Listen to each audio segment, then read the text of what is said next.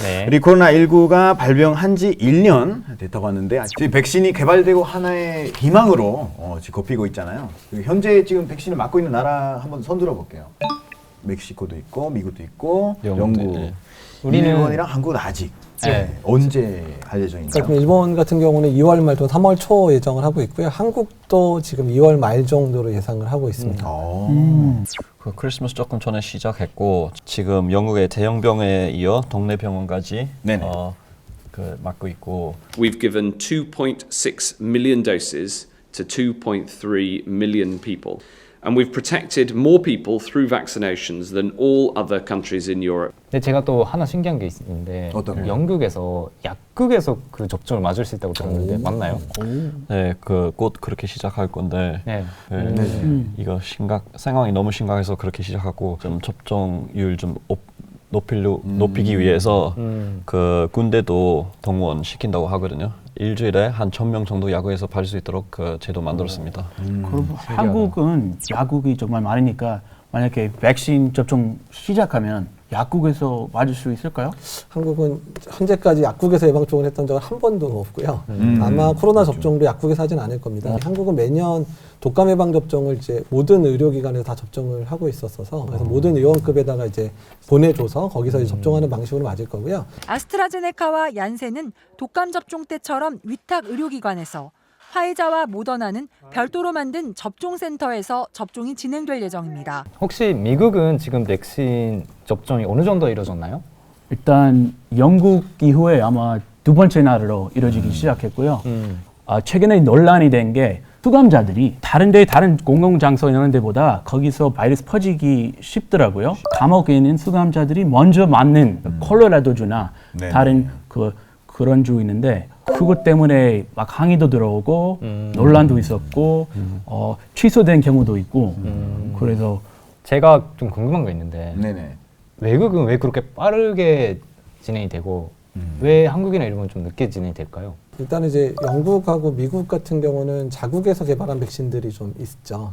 초기부터 엄청난 비용을 이미 백신 회사에 지급을 했어요. 이제 선구매라 그래서 아예 만들기도 전이가 그러니까 실패할 수도 있는데 돈을 주고 개발해서 우리한테 달라 이런 식으로 해서 물량 확보를 영국하고 미국하고 좀 많이 해놓은 상황이어서 좀 접종이 일찍 들어갈 수 있었고요.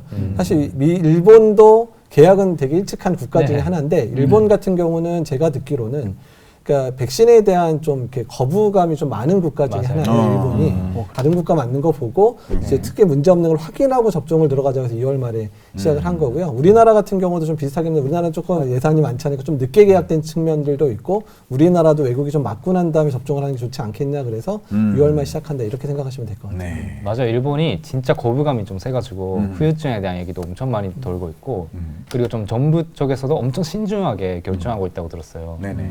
제가 포가 하나 읽었는데 이건 나이 순서로 하는 거는 어떻게 보면 윤리적이긴 하지만 약간 비효율적이라고 읽었거든요. 비효율적? 차라리 발발적으로 활동하는 사람부터 하면 적은 인원수 안에 어느 정도 커버리지 된다고 읽었는데 어떻게 생각하세요? 지금 이제 예방접종 전략이 두 가지 전략을 따져야 되는데요. 그러니까 첫 번째는 일단 사망자 수를 줄여야 되는 측면이 강해요. 그래서 이제 고위험군, 특히 이제 60세 이상이라든지 만성질환이 있는 분들을 초기에 먼저 접종을 해서 일단 사망자 수를 줄이자. 그리고 두 번째가 말씀하신 활동량이 많은 사람을 접종해서 유행 자체를 줄이자라고 하는 거거든요. 그런 학자들이 연구를 하고 있는데 일단은 지금 백신 물량이 아주 많지는 않은 상황이다 보니까 일단은 이제 사망하는 환자를 줄이는 방식, 그래서 고위험군을 먼저 맞추는 방식으로 대부분의 국가가 이제 시작을 했습니다. 네. 이제 궁금한 게 모든 사람들은 그 코로나 백신을 맞으면 아예 그 코로나라는 게 없앨 수 있을까요? 그러니까 이제 이런 표현을 하는데, 그러니까 우리가 2009년도에도 한번 신종인플루엔자 한번 유행을 했잖아요. 네네. 근데 그때 엄청 두려웠죠.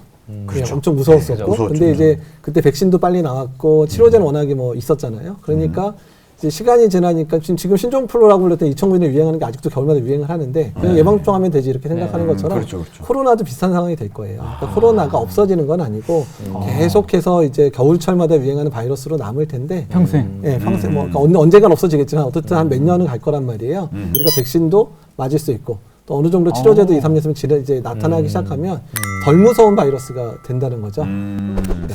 이 백신에 대한 그 미국 사람들의 반응이 어때요?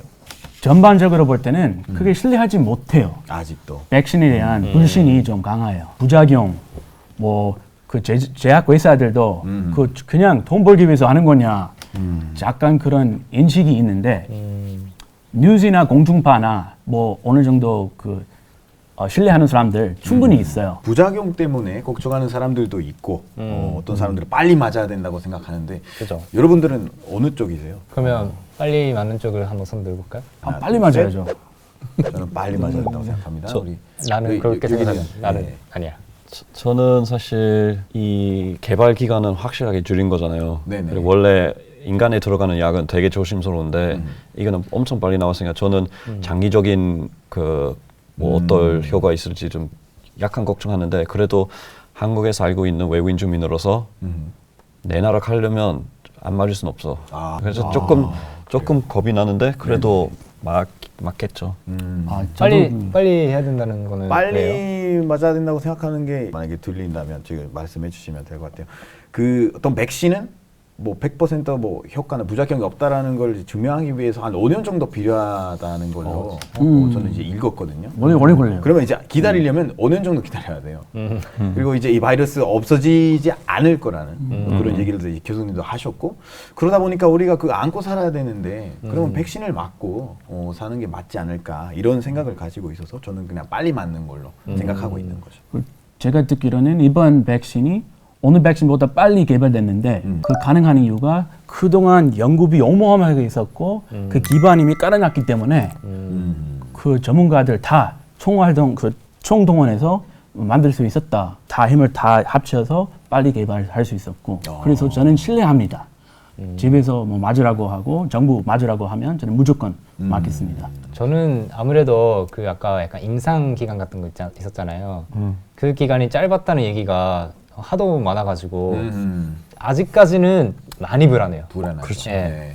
근데 그런 거에 대해서 교수님 혹시 어떻게 생각하세요? 네, 교수님은 바로 맞는다고. 네, 맞아야 된다고. 저는 빨리 의료진이고 환자를 봐야 되기 때문에 빨리 맞는 게 안전하게 환자를 볼 수 있으니 빨리 맞는다고 얘기를 했는데요. 네네.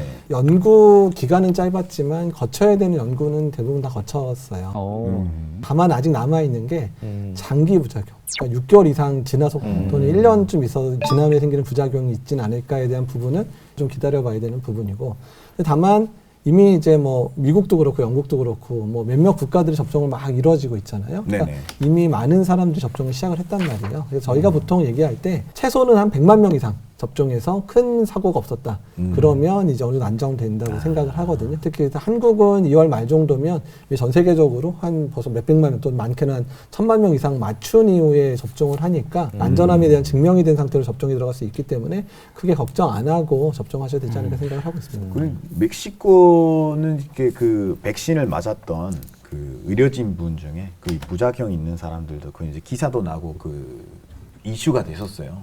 혹시 그런 얘기들도 많이 들으셨어요? 예, 그 특히 부작용? 이제 네. 그 최근에 만들어진 계열인 mRNA 백신, 그러니까 화이자나 모더나 백신 같은 경우는 접종을 하고 나서 이제 아나필락시스 양반응, 그러니까 알레르기 반응 같은 것 때문에 약간 뭐 쇼크가 오거나 호흡곤란이 오거나 뭐 이런 분들이 있었다고 보고는 돼요. 대부분 큰 문제 없이 회복이 됐다 그러기 때문에 그들은 아마 국내 접종이 시작되더라도 그런 상황에 대한 대비를 하면서 접종을 하게 될 것 같습니다. 네. 제가 사실 사촌 형한테 그 사촌 형님이 의사인데 직접 물어봤어요. 네네. 맞고 나서 부작용 솔직하게 저한테 있는지. 좀 말씀해주라. 네. 그래서 그냥 일반 주사랑 다름이 없다. 그냥 조금 따갑다가 조금 쑤시다가 그럼 바로 없어진다. 그래서 이틀 안에 없어졌다고 하더라고요. 하여튼 맥신이 생기면서 조금 이제 희망이 보이는 것 같더라고요. 그러네요. 혹시 앞으로의 그런 한국의 전망은 어떻게 생각하시나요? 일단 한국은 일단 3차 유행이 어느 정도 이제 잡힐 거는 같고요. 일단은 다만 겨울 안에 이제 또 이제 사회적 거리두기 단계를 완화시키면 또 4차 유행이나 5차 유행이 올 수 있기 때문에 이제 그러지 않게 노력을 해야 되는 상황이고요. 또 이제 백신 접종이 2월, 3월 시작되고 본격적인 접종이 9월, 11월 되면 웬만한 사람들이 맞게 되면 일단 지금처럼 큰 유행들은 없을 거다. 아마도 한국이 뭐 일상생활까지는 아니라도 그래도 이제 코로나로부터 영향을 많이 벗어나는 시점들은 많은 전문가들이 그러니까 내년 봄 정도 되면 어느 정도 많이 안정화되지 않을까 예상을 하고 있습니다. 네. 그때쯤에 마스크 벗고 악수는 할 수 있을까요? 그러니까 일단은 그렇게까지 될지는 조금 고민을 해봐야 될 것 같고 외국 여행이 자유로워지는 부분들도 좀 더 시간이 걸릴 것 같기는 한데 아마도 2, 3년이 지나면 이제 봄, 여름, 가을은 좀 마스크 벗고 다닐 수 있는 상황이 될 것 같고 겨울에는 코로나 유행주의보 뭐 이런 게 내리게 되면 마스크 쓰고 생활하고 막 이런 식의 상황이 한 몇 년 정도 가지 않을까 아유. 그렇게 예상을 하고 있습니다. 우리는 언제쯤 집에 갈 수 있을까요? 너무 집에 가고 싶네요. 그러네요. 아 멕시코. 그렇죠. 아, 저도 미국을 가고 싶고. 미국도 그렇고. 아, 날이 빨리 와야 되는데. 갔다 와야 되는데. 저는 사실 뭐 1년 내내 코로나 보고서나 기사 많이 읽었는데 항상 이런 코로나에 대해서 얘기할 때는 의료진의 노력 때문에 우리 한국에서 어느 정도 잘 된 것 같고 지금까지 네네. 그리고 국민의 협조 때문에도 우리 다른 나라 비해서 잘했으니까 뭐 내년 봄까지 여러분한테 좀 부탁드리겠습니다. 좋습니다. 네, 감사합니다. 그렇습니다. 네. 고맙습니다. 계속 위로를 해주셔가지고 저도 이제 되게 감사하다고 생각합니다. 사실 코로나 상황이 아직은 좀 많이 국가마다 다 힘든 상황이고 우리나라도 좀 힘든 상황이지만 언제나 그렇지만 긴 터널 끝에 빛이 보이면 터널이 끝나는구나를 느낄 수 있잖아요. 이게 앞으로 이제 그런 터널이 끝이 보이는 상황이 됐으니까 조금 남은 기간 동안 노력을 해서 모두가 건강하게 남은 기간들을 잘 지냈으면 좋겠다는 생각을 하고 있습니다.